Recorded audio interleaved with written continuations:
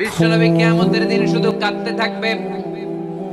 আকাশের জল জলে সূর্যটা মাথার কাছে চলে আসবে, মাথার মগজগুলো ভাতের মাড়ের মতো গলে গলে নাকের ছিদ্র কানের ছিদ্র দিয়ে বেয়ে বেয়ে পড়বে।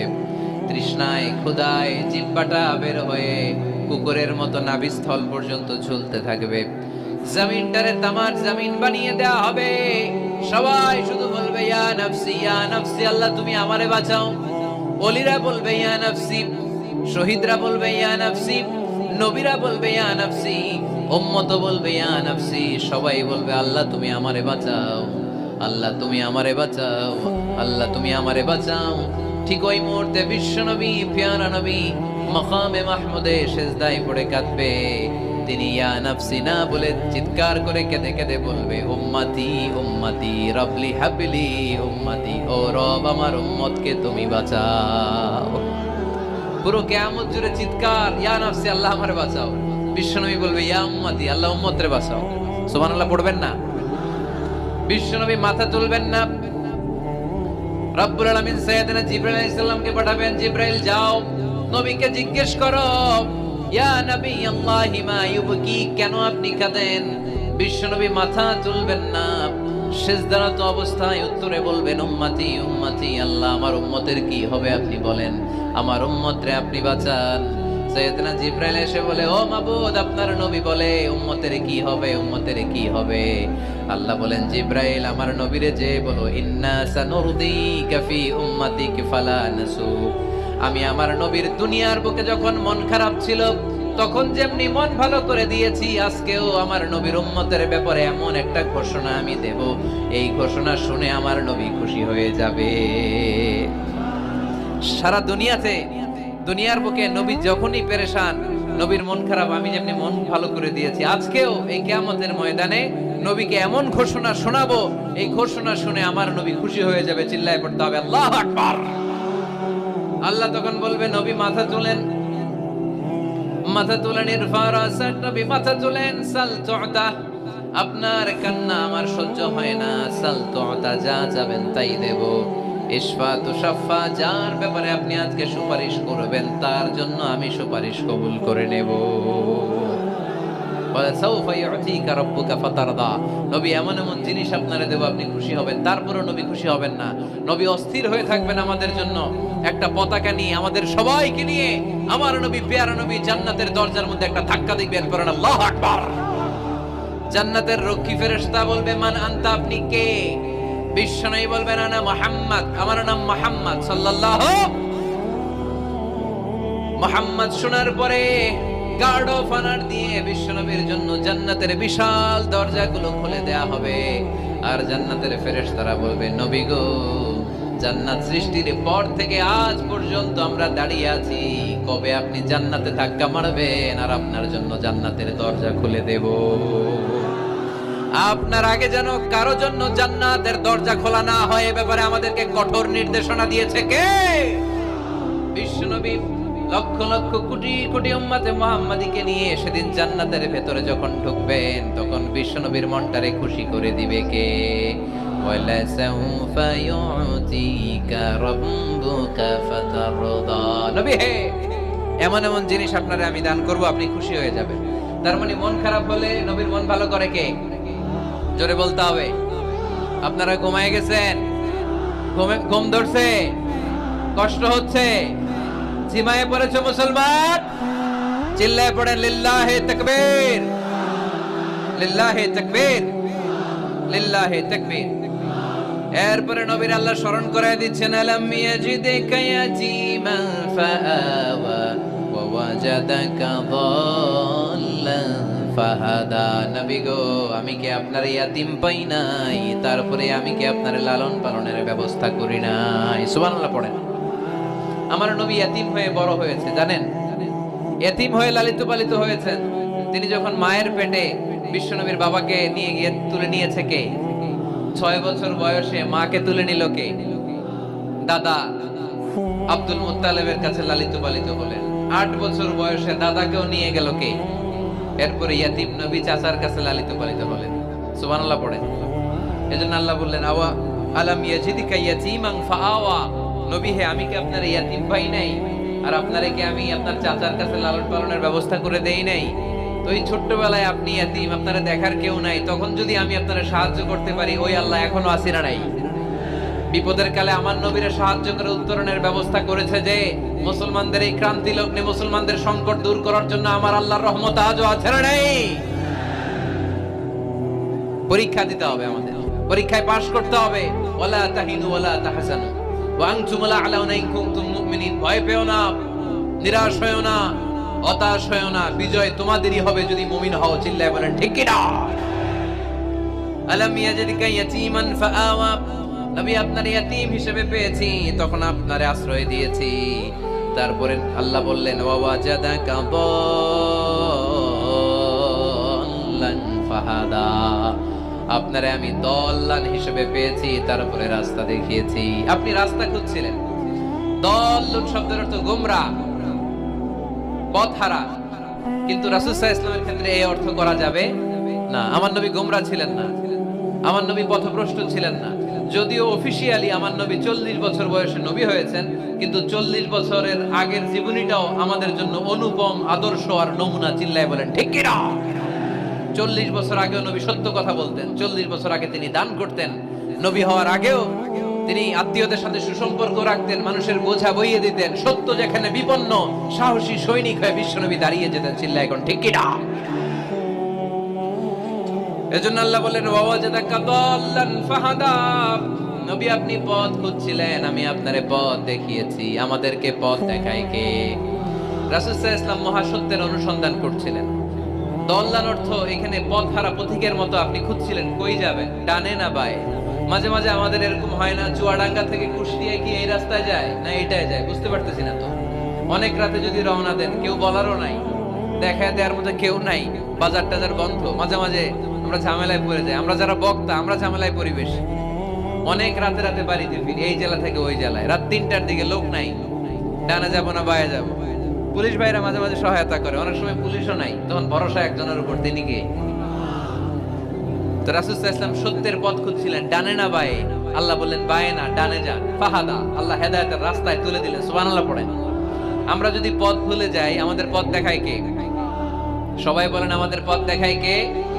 আমি যদি কোনদিন পথে ভুলে যাই, হাত ছানি দিয়ে কাছে নিও, মমতার বন্ধনে আমায় বেঁধে সব ভুল ক্ষমা করে দিও। পড়েন, আমি যদি কোনদিন পথে ভুলে যাই, হাত ছানি দিয়ে কাছে নিও, মমতার বন্ধনে আমায় বেঁধে সব ভুল ক্ষমা করে দিও।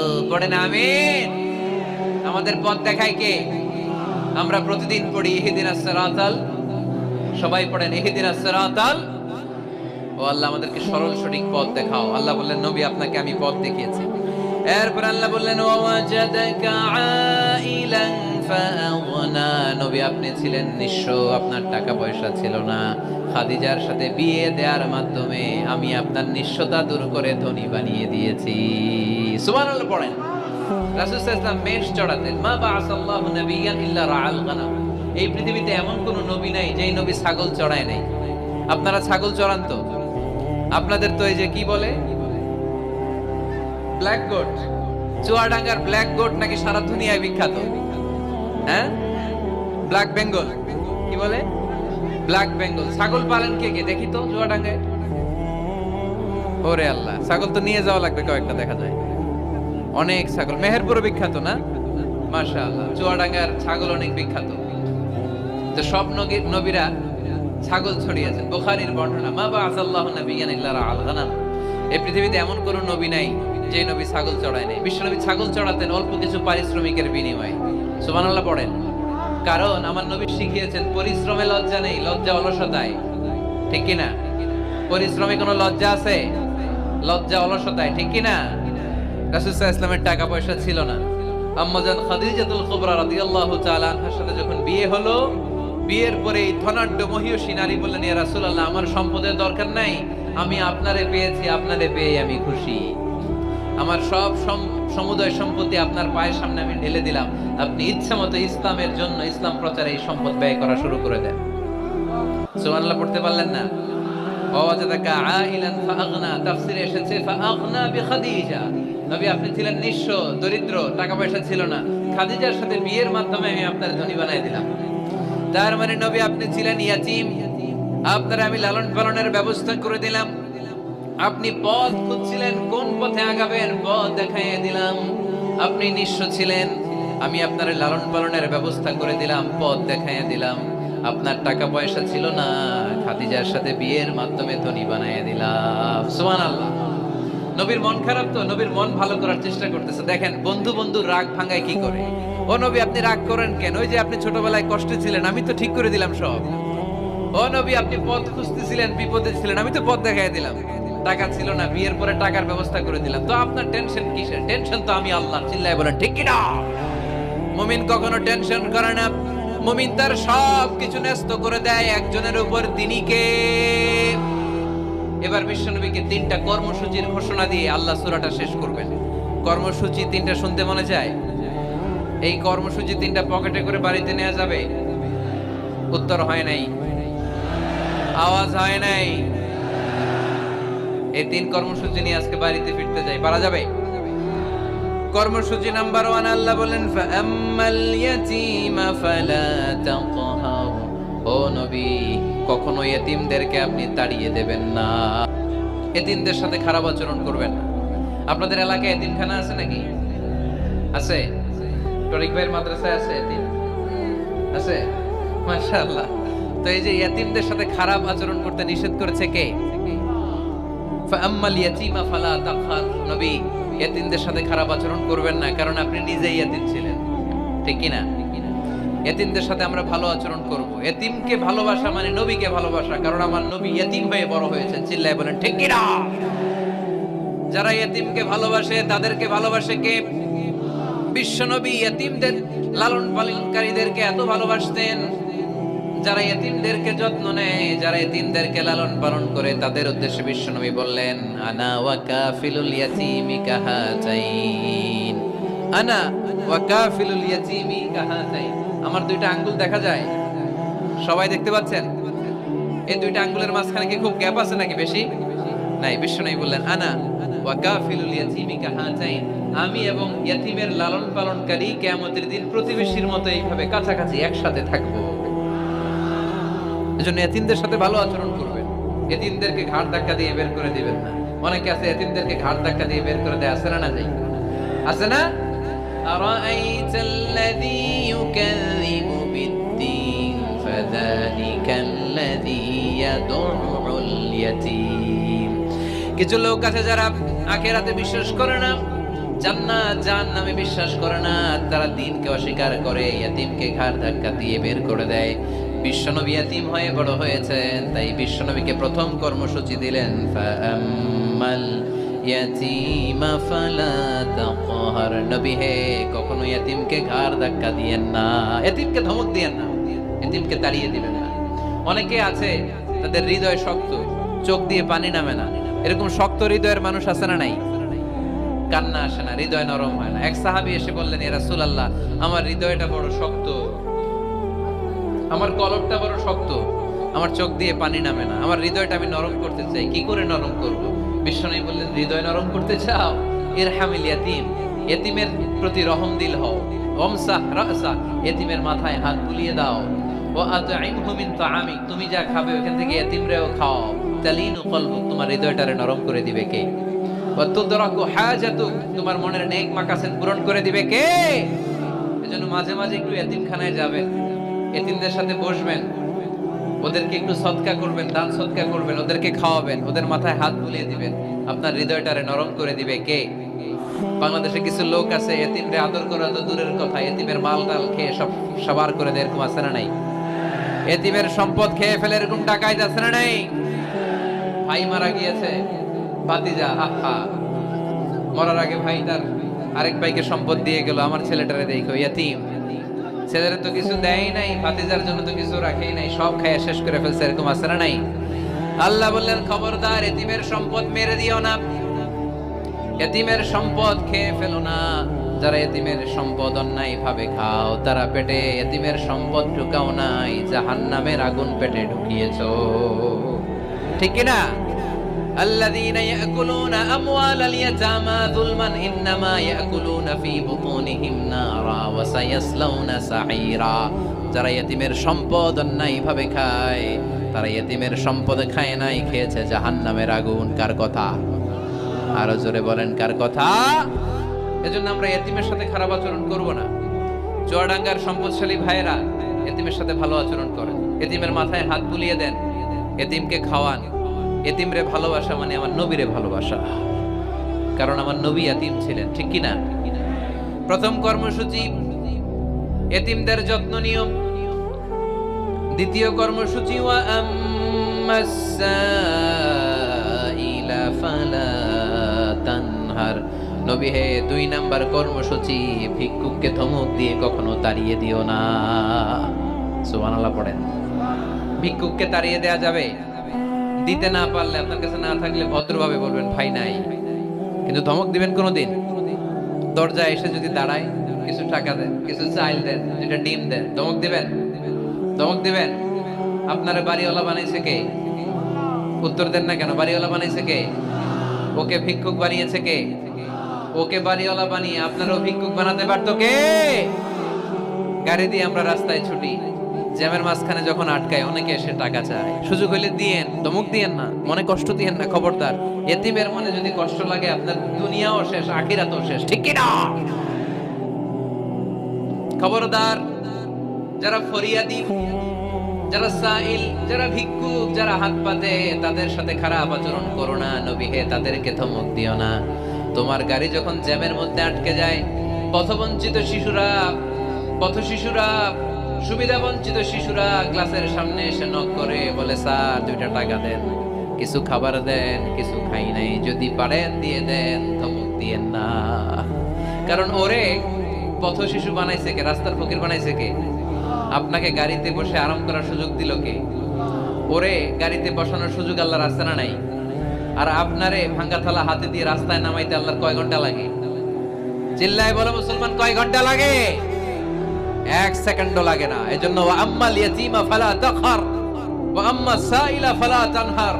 এতিমকে গলা ধাক্কা দিয়ে বের করে দিও না, আর ফরিয়াদিকে তাড়িয়ে দিও না। খবরদার। সব শেষে আল্লাহ বললেন ওয়া আম্মা বিনিআমাতি রাব্বিকা ফাহাদ্দিস। নবী হে, আল্লাহর যত নিয়ামত আপনি পেয়েছেন, নিয়ামতগুলোর বর্ণনা করে দেন। সুবহানাল্লাহ পড়েন। ওয়া আম্মা বিনিআমাতি রাব্বিকা ফাহাদ্দিস। আপনার রবের দেয়া নিয়ামতের বর্ণনা করেন। আল্লাহ যে নিয়ামত দিয়েছে এটা বর্ণনা করলে দোষ নাই। আল্লাহ আপনারে টাকা দিয়েছে, আপনি শুকরিয়া করেন আর বলেন আলহামদুলিল্লাহ, আল্লাহ দিয়েছে আমারে, এটাতে কোনো গুনাহ আছে? না, বরং আল্লাহ আদেশ করেছে, ইন্নাল্লাহা ইউহিব্বু আইয়ারা আসারা নি'মাতিহি আলা আবদি। আল্লাহ তাআলা তার বান্দাকে কি নিয়ামত দিল তার একটা নমুনা আল্লাহ তার বান্দার মধ্যে দেখতে চায়। আপনি কোটি টাকার মালিক, আপনি ছিঁড়া কাপড় পরতে পারবেন? আপনি কি কিপটামি করলে কি আল্লাহ খুশি হবে? না। আপনি যদি ধনী হন, আপনার পোশাকে, আশাকে, চলনে, বচনে ওই ধনীর একটা পরিচয় থাকতে হবে। আপনি বলবেন আল্লাহ আমাকে গাড়ি দিয়েছে, আলহামদুলিল্লাহ, শুকরিয়া করবেন। আল্লাহ আমাকে বাড়ি দিয়েছে, শুকরিয়া করবেন কার? নেয়ামত করলে বাড়িয়ে দেয় কে? নেয়ামতের শুকরিয়া যখন আদায় করা কোনো বান্দা শুরু করে দেয়, নেয়ামতের বাড়ি ধারা আরো বাড়িয়ে দেয় কে? লা ইন শাকারতুম লা আযীদান্নাকুম। যদি শুকরিয়া করো আমি বাড়িয়ে দেব। ওয়ালা ইন কাফারতুম ইন্না আযাবি লাশাদীদ। আর যদি না শুকরিয়া করো, জেনে রাখো তা আমার আযাব, আমার গজব, আমার শাস্তি, আমার পানিশমেন্ট বড় কঠিন। ওয়া আম্মা বিনি'মাতি রাব্বিকা ফাহাদ্দিস। 3 নাম্বার কর্মসূচি, হে নবী, আপনি নিয়ামতের শুকরিয়া করার পাশাপাশি নিয়ামতের বর্ণনা দেন। কি নিয়ামত আপনি পেয়েছেন এটা আপনি বলে বেড়ান, আর শুকরিয়া করবেন একজনের, তিনি কে? তাহলে প্রথম কর্মসূচি ছিল ইয়াতীমের সাথে ভালো আচরণ করতে হবে। ঠিক কি না? চুয়াডাঙ্গার ভাইয়ের, আমরা কি ইয়াতীমের সাথে আজ থেকে ভালো আচরণ করতে পারবো? যে ব্যক্তি 50 বছর ধরে নামাজ পড়ে, এই বেটা যে কয় লক্ষবার সূরা ফাতিহা পড়ছে বেটা নিজেও জানে না। ঠিক কি না? আচ্ছা, আপনারা কি জানেন যে সূরা আর রহমানে একটা আয়াত আছে, যে আয়াতটা আল্লাহ বারবার ওই সূরার ভেতরে উল্লেখ করেছে, সূরা আর রহমানে। জানেন কি আয়াতটা? কি কি আয়াত? ফাবিআইয়ি আলা রাব্বিকুমা তুকাযযিবান। এই আয়াতটা আল্লাহ তাআলা একবার দুইবার নয়, 31 বার উল্লেখ করেছেন সূরা আর রহমানের ভেতরে। সুবহানাল্লাহ পড়েন। তার মানে জরুরি কথা সব জায়গায় বলতে হয়, বারবার বলতে হয়, চিল্লায় বলতে হবে, ঠিক কি না? আজকে আমরা সূরা দোহা থেকে কথা শুনবো। সূরাতুদ দোহা, আওয়াজ করে বলেন তো সূরাটার নাম কি? এই আপনাদের গলার আওয়াজ। সারা বিকাল আর সন্ধ্যায় চিল্লাচিল্লি করতে করতে আপনাদের এনার্জি শেষ, তাই না? সূরাটার নাম সূরাতুদ দোহা। আওয়াজ করে বলেন তো সূরার নাম কি? মাশাআল্লাহ, আওয়াজ আছে তো, এনার্জি শেষ হয়ে যায় না এখনো বেঁচে আছে চুয়াডাঙ্গার লোক। তো আলোচনা শেষ পর্যন্ত এরকম আওয়াজ করে উত্তর দেওয়া যাবে? মাশাআল্লাহ, এখন একেবারে ঠান্ডা। এবার আমরা প্রাণ খুলে কথা শুনবো কোরআনের। এই সূরাটা কোরআনের 93 নাম্বার সূরা। কত নাম্বার? এই সূরায় আয়াত আছে 11টা। কয়টা? এই সূরাটা মাক্কি সূরা। কি সূরা? মাশাআল্লাহ। আমি সব সময় বলি, যেহেতু লক্ষ লক্ষ মানুষের গ্যাদারিং, আমরা যদি ক্লাসের মতো করে প্রশ্ন করি, উত্তর করি, তাহলে আপনাদের মনে থাকবে, কিছু মেসেজ নিয়ে যেতে পারবেন। এজন্য কষ্ট হলেও শেষ পর্যন্ত উত্তর দেওয়া যাবে বাঘের বাচ্চার মতো চিল্লায়া। তাহলে আমি প্রশ্ন করি, উত্তর দেন। আওয়াজ করে বলেন তো সূরাটার নাম কি? কত নাম্বার সূরা? আয়াত সংখ্যা কত? সূরাটা মাদানী সূরা। কি সূরা? মাশাআল্লাহ, মনে রাখছেন তো দেখি। এই সূরাটা একটা আশা জাগা নিয়ে সূরা। হতাশ ব্যক্তিদের জন্য এই সূরায় মেডিসিন আছে, প্রেসক্রিপশন আছে, আছে রেমেডি। এই সূরার সেন্ট্রাল থিম বা কেন্দ্রীয় আলোচ্য বিষয় হচ্ছে মুমিন কখনো হতাশ হয় না, মুমিন কখনো নিরাশ হয় না, মুমিন কখনো হাল ছেড়ে দেয় না, মুমিন ভরসা রাখে একজনের উপর। চিল্লায় বলতে হবে, তিনি কে? লা তাইয়াসু মির রাউহিল্লাহ, ইন্নাহু লা ইয়াইয়াসু মির রাউহিল্লাহি ইল্লাল কওমুল কাফিরুন। সাইয়েদনা ইয়াকুব আলাইহিস সালাম তার ছেলেদেরকে বলেছিলেন, কলিজার টুকরা, আমার বাছাধনেরা, আল্লাহর রহমত থেকে নিরাশ হয়ো না। আল্লাহর দয়া, কৃপা, করুণা, মার্সি, ব্লেসিংস এন্ড বাউন্টিজ থেকে নিরাশ হয়ো না। কাফেররা ছাড়া আল্লাহর রহমত থেকে কেউ নিরাশ হয় না। মুমিন কখনো আল্লাহর রহমত থেকে নিরাশ হয় না।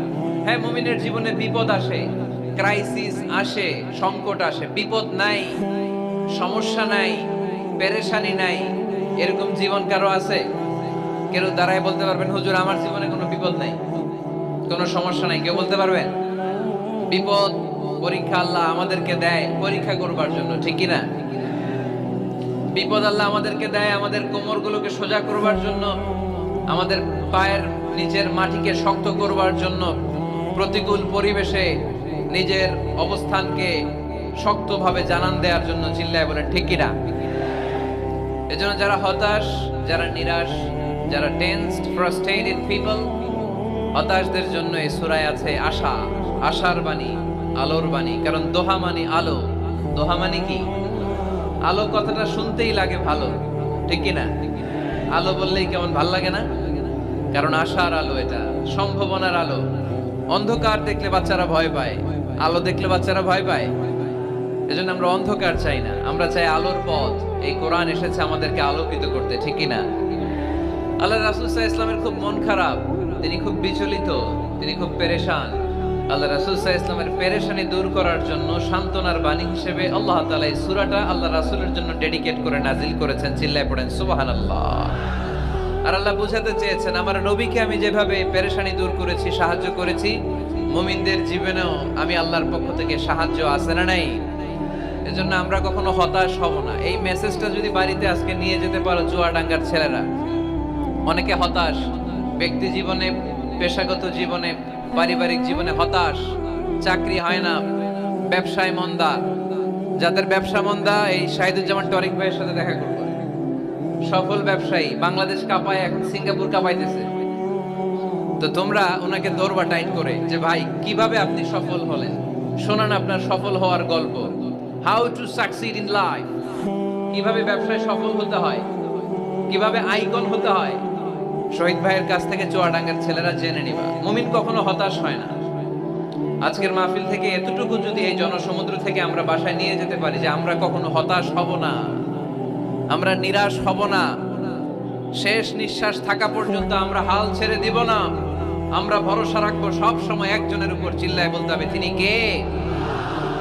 Every time you feel like you cannot go, you feel so lost that you are so alone.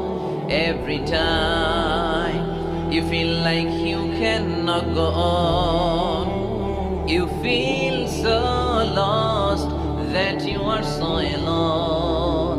Don't despair and never lose hope, 'cause Allah is always by your side. Inshallah, pardon, inshallah, inshallah, you'll find your way.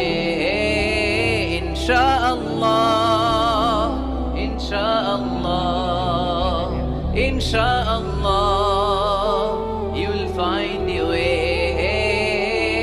পড়েন আল্লাহু আকবার। আমরা কখনো নিরাশ হই না, আমরা হতাশ হই না, আমরা ভরসা রাখি একজনের উপর, তিনি কে? আমরা জানি রাত যত গভীর হয় অন্ধকার তমানিসা ভেদ করে সুবহে সাদিক হয়। আমরা জানি গর্ভবতী নারীর যেদিন পেটের ব্যথা বেদনা বাড়তে থাকে ওই দিন নতুন মেহমান আগমনের সময় ঘনাতে থাকে। আমরা জানি বিশ্বাসীদের জীবনে কষ্ট, দুঃখ, যন্ত্রণা, পরীক্ষা যত বাড়তে থাকে সুখের দিন কাছে আসতে থাকে। চিল্লায় বলো ঠিক কিনা? এজন্য আমরা হতাশ হব না, হাল ছেড়ে দিব না, শেষ নিঃশ্বাস ত্যাগ করা পর্যন্ত আমরা ভরসা রাখবো একজনের উপর, তিনি কে? আল্লাহ রাসূল সাল্লাল্লাহু আলাইহি ওয়াসাল্লাম হতাশ হলেন, পেরেশান হলেন, নবীর পেরেশানি দূর করার জন্য আল্লাহ তাআলা এই সূরাটা নাজিল করেছে। সুবহানাল্লাহ পড়ে। তাহলে এই সূরার কেন্দ্রীয় আলোচ্য বিষয় কি? এটা কি চুয়াডাঙ্গাবাসীদের কাছে ক্লিয়ার? Clear clear clear. এবার আমরা শুনবো এই সূরার একটা ব্যাকগ্রাউন্ড আছে, কোন প্রেক্ষাপটে এই সূরা নাজিল হলো।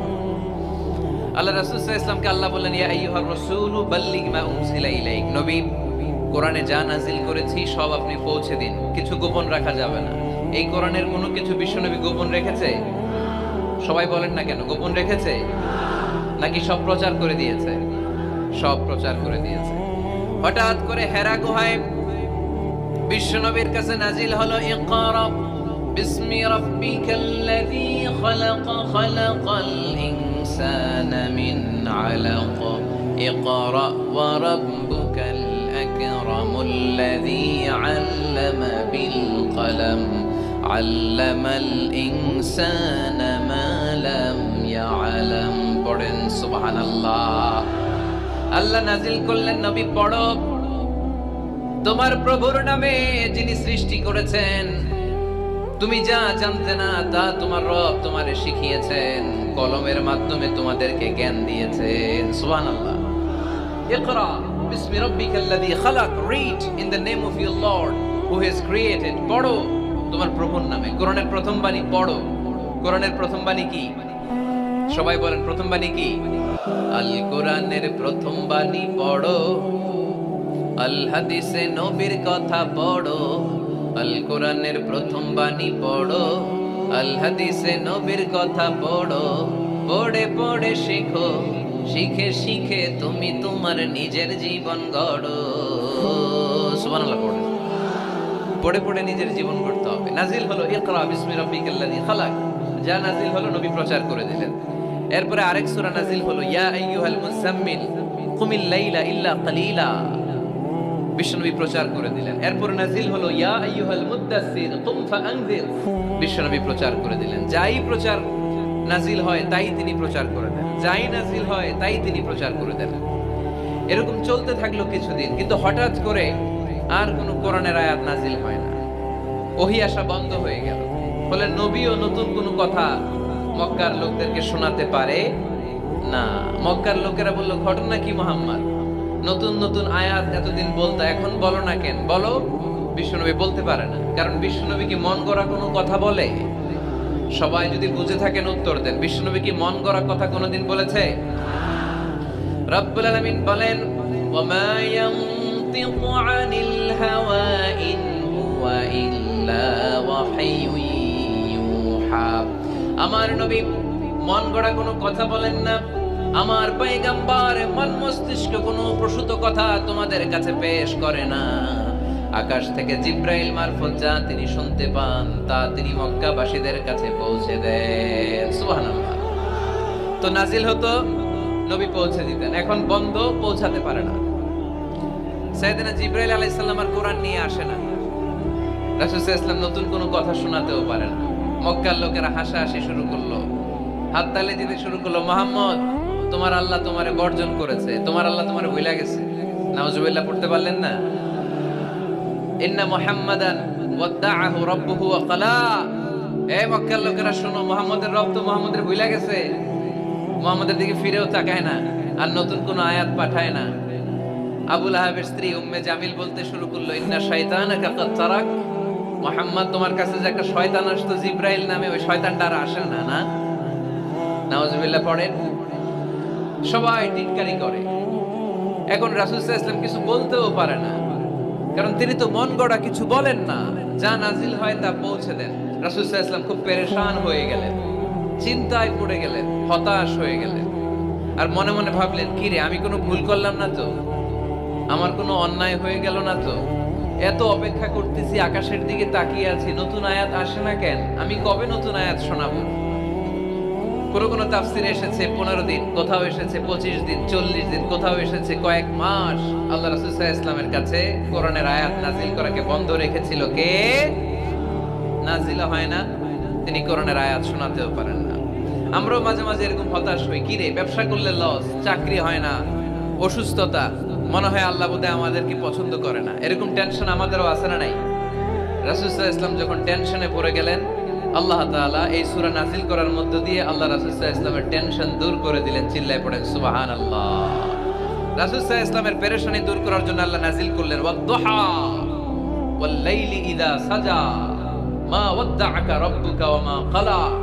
ওয়াদ-দুহা, আলোর শপথ, ওয়াল লাইলি ইযা সাজা, নিঝুম নিস্তব্ধ রাতের শপথ। সুবহানাল্লাহ পড়েন। প্রথমে আল্লাহ দুইটা কসম কাটলেন। কয়টা? দুইটা। প্রথমে দোহা, প্রভাতের সূর্য কিরণের শপথ, আলোর শপথ।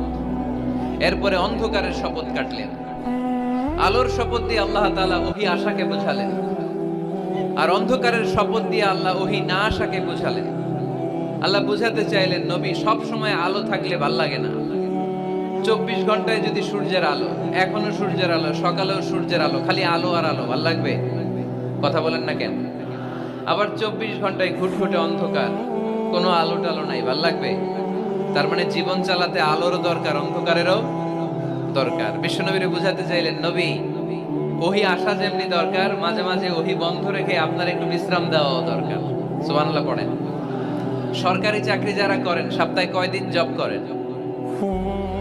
জোরে বলেন। 5 দিন। বাকি 2 দিন কি করেন? বিশ্রাম নেন, ছুটিতে থাকেন। 7 দিনে যদি কাজ করা লাগতো, ভাল লাগতো? কথা বলেন না কেন? ভাল লাগতো না। আবার 7 দিনে যদি ছুটি থাকতো, ভাল লাগতো না। তার মানে কাজেরও যেমনি দরকার, বিশ্রামেরও দরকার, ঠিক কিনা? আল্লাহ বুঝাতে চাইলেন, নবী, কাফেরদের কথায় কান দিবেন না। ওরা বলে, আমি আপনারে ভুলে গিয়েছি। না না, কোশ্চিন কালেও না। আমি আপনারে কেমন করে ভুলে যাই? আপনি আমার বন্ধু। আমি ইচ্ছা করেই ওহী নাজিল বন্ধ রেখে কিছুদিন আপনারে ছুটি দিলাম। আল্লাহর পক্ষ থেকে আমি আপনার জন্য বিশ্রামের ব্যবস্থা করে দিয়েছি। নবী, বিশ্রামের ব্যবস্থা করে দিলাম, কারণ প্রতিদিন ওহী নাজিল হলে এটা পৌঁছে দেওয়া, এটা চারটেখানি কথা নয়।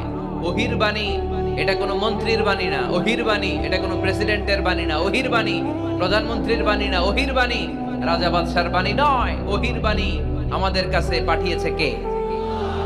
এই কালামুল্লাহ মাজিদের ওজন আছে না নাই? আল্লাহ বললেন, ইন্না সানুলকি আলাইকা কওলান সাকিলা। নবী গো, কোরআনের বাণী এটা হালকা কোনো বাণী নয়, এটা ভারী একটা বাণী। এই বাণী যদি আমি সাগরে নাজিল করতাম, এই কোরআনের বাণী যদি আমি জঙ্গলে নাজিল করতাম, আর এই কোরআনের বাণী যদি আমি পাহাড়ের মধ্যে নাজিল করতাম, কোরআনের ভারে বড় বড় পাহাড়গুলো মুহূর্তের মধ্যে ভেঙে চুরে খান খান হয়ে যেত। লাউ আনজালনা হাযাল কুরআন আলা জাবালিন লারাআইতাহু খাশিআন মুতাসাদ্দিআন মিন খাশিয়াতিল্লাহ। নবী হে, এই কোরআনকে আপনার উপর নাজিল না করে যদি আমি হিমালয় পাহাড়, মাউন্ট এভারেস্টের উপর নাজিল করতাম, আমেরিকার আলাস্কা মাউন্টেন রেঞ্জের উপর নাজিল করতাম, ইউরোপের আল্পস পর্বতমালায় নাজিল করতাম, আমি যদি বড় বড় তুর পাহাড়ের উপর নাজিল করতাম, আপনি দেখতেন কোরআনের ভারে পাহাড়গুলো ভেঙে চুড়ে খান খান হয়ে গিয়েছে। তার মানে কোরআনের ওজন আছে না নাই? কোরআনের বাণী কি পাতলা, হালকা না ভারী? সবাই বলুন, হালকা না ভারী? কতটা ভারী? রাসূল সাল্লাল্লাহু আলাইহি ওয়াসাল্লাম যখন ওটের উপর বসে থাকতেন, তখন কোরআনের আয়াত নাজিল হলে ওটের পা মাটির মধ্যে দেবে যেত। ঘোড়ার উপর যখন বসে থাকতেন, তখন কোরআনের আয়াত নাজিল হলে ঘোড়া মাটিতে বসে যেত। মাঝে মাঝে আল্লাহ রাসূল সাহাবীদের পায়ের উপরে মাথা রেখে ঘুমাতেন। সাইয়েদনা যায়েদ রাদিয়াল্লাহু তাআলা আনহুর পায়ের মধ্যে, রানের মধ্যে মাথা রেখে বিশ্বনবী একবার ঘুমালেন। যায়েদ রাদিয়াল্লাহু তাআলা আনহু বলেন, অনেকক্ষণ বিশ্বনবী শুয়ে রইলেন, কিন্তু আমার কষ্ট হয় নাই, আমি টের পাই নাই। কিন্তু হঠাৎ বিশ্বনবীর উপর কোরআন যখন নাজিল হওয়া শুরু হয়ে গেল, আমার মনে হলো বিশ্বনবীর মাথার ওজন উহুদ পাহাড়ের সমান ভারী হয়ে গেছে। এতক্ষণ ধরে বিশ্বনবীর মাথার কোনো ওজন নাই। হঠাৎ যখন কোরআনের আয়াত নাজিল হতে লাগলো, দেখলাম বিশ্বনবীর মাথার ওজন এতটা বেড়ে গিয়েছে, আমার মনে হচ্ছে আমার পায়ের হাড্ডি আর রান ফেটে মুহূর্তের মধ্যে খান খান হয়ে যাবে। তার মানে কোরআনের আয়াত সবসময় রিসিভ করা, ওহী সবসময় নেয়া এবং ওহীর বাণী পৌঁছে দেয়া, এটা সাধারণ কোনো কাজ নয়। সব সময় ওহী লাগাতার নাজিল হলে নবীর কষ্ট হয়ে যাবে। এজন্য নবীর কষ্ট দূর করার জন্য সরকারি চাকরি যারা করেন, যেমনি ছুটি পান, নবীকে একটু ছুটি আর বিশ্রামে রাখার জন্য আল্লাহ তাআলা ইচ্ছা করেই ওহী নাজিল বন্ধ রেখেছেন। চিল্লায়ে পড়েন সুবহানাল্লাহ। এজন্য আল্লাহ তাআলা নবীরে আশ্বস্ত করে বললেন, নবী ওয়াদ-দুহা ওয়াল-লাইলি ইযা সাজা মা ওয়াদ্দা'আকা রাব্বুকা ওয়া মা ক্বালা ওয়ালাল আখিরাতু খায়রুল লাকা মিনাল উলা ওয়ালা সাওফা ইউ'তিকা রাব্বুকা ফাতারদা। পড়েন আল্লাহু আকবার। সূরার শুরুতে আল্লাহ শপথ কাটলেন দুইটা। কয়টা? সবাই বলেন, আরো জোরে বলতে হবে, কয়টা? তাহলে শপথের পর্ব শেষ। শপথ যখন শেষ, তারপরের তিনটি আয়াতে কনফার্মেশন। আল্লাহ তাআলা তার নবীকে কনফার্ম করেছেন যে, নবী আমি আপনার সাথে আছি, নবী আমি আপনার সাথে আছি। এই এলাকার ওসি সাহেব যদি আপনারে বলে আমি আপনার সাথে আছি, সাহস লাগবে না? এসপি সাহেব যদি বলে আপনার সাথে আছি, সাহস লাগবে না? এমপি সাহেব যদি বলে সাথে আছি, সাহস লাগবে? প্রধানমন্ত্রী যদি বলে ভয় নাই, সাথে আছি, সাহস লাগবে না? ডোনাল্ড ট্রাম্প যদি বলে ভয় নাই, সাথে আছি, সাহস লাগবে? আর রাজাদিরাজ, মালিকুল আমলাক, গোটা বিশ্বের সব রাজাদের রাজা, মহারাজা আল্লাহ যদি বলে সাথে আছি, সাহস লাগে কি লাগে না? বিশ্ব নবীরে সাহস জোগালেন। পরের দিনটা আয়াতে আল্লাহ তাআলা নবীরে বললেন, নবী ভয় নাই, never lose hope, never give up, never be frustrated, আর হতাশ হবেন না, আমি আপনার সাথে আছি। চিল্লায় পড়েন সুবহানাল্লাহ। তারপরের তিন আয়াতে দিলেন তিনটা রিমাইন্ডার, নবী আপনারে কি কি নিয়ামত দিয়েছি শুনেন, এগুলো মনে রাখেন, ভুলে যায়েন না। আর সর্বশেষ তিনটা আয়াতে তিনটা ওয়ার্ক প্ল্যানস, মানে গাইডলাইন, কর্মসূচি দিয়ে আল্লাহ সূরাটারে শেষ করেছেন। পড়েন আলহামদুলিল্লাহ। দুইবার যখন আল্লাহ শপথ করলেন, আলোর শপথ, অন্ধকারের শপথ, তারপরে আল্লাহ কনফার্মেশন করে বললেন, নবী মা ওয়াদ্দা'আকা রাব্বুকা ওয়া মা ক্বালা, নবী হে আমি আপনারে ভুলি নাই, আমি আপনারে ছাড়ি নাই। কাফেররা বলে আমি আপনারে ভুলে গেছি, আমি আপনার উপর রাগ করেছি, তাই আপনার উপর কোরআন নাজিল করি না। কথাটা কিন্তু ঠিক না। আমি আপনারে ভালোবাসি, মহব্বত করি, ইচ্ছা করে আপনারে ছুটি দেওয়ার জন্য, কয়েকদিন বিশ্রামে রাখার জন্য ইচ্ছা করেই কোরআন নাজিল বন্ধ রেখেছি। মা ওয়াদ্দা'আকা রাব্বুকা ওয়া মা ক্বালা। কাফেরদের কথার জবাবে তিনি বলছেন, না আমি আপনারে ভুলি নাই, আমি আপনার সাথে আছি। সুবহানাল্লাহ পড়েন। সাথে আছে কে? আরো জোরে বলেন। রাস্তায় হঠাৎ অ্যাক্সিডেন্ট হয়ে গেছে, বাঁচাবে কে? বলতে হবে সাথে আছে কে? আমাদের সাথে আল্লাহ আছে। এরপর আল্লাহ বললেন, ওয়ালাল আখিরাতু খায়রুল লাকা মিনাল উলা। ও নবী, মক্কার জীবনে সাময়িক একটু কষ্ট আপনি সহ্য করেন, মদিনার জীবনে আপনার জন্য আনন্দ রেখেছে কে? আখিরাতে আপনার জন্য জান্নাতকে তৈরি রেখেছে কে? ওয়ালাল আখিরাতু খায়রুল লাকা মিনাল উলা। আরেকটা কনফার্মেশন, আরেকটা অ্যাসিউরেন্স, আরেকটা নিশ্চয়তার গ্যারান্টি। নবী, indeed verily hereafter is far better for you than this দুনিয়া। এই দুনিয়ার চেয়ে আখিরাত উত্তম, ঠিক কি না? আখিরাত আপনার জন্য তৈরি, এই দুনিয়ার জীবন আপনার আসল জীবন নয়। আসল জীবন হচ্ছে কবরের জীবন, ঠিক কি না? কত কষ্ট করে বিল্ডিং বানালাম, কত কষ্ট করে ফ্ল্যাট কিনলাম, কত দামি টাইলস দিয়ে আমার গোসলখানাটা বানালাম, কিন্তু আমার জীবনের শেষ গোসলটা কি আমার ওই গোসলখানায় হবে? চিল্লায় বলতে হবে, হবে।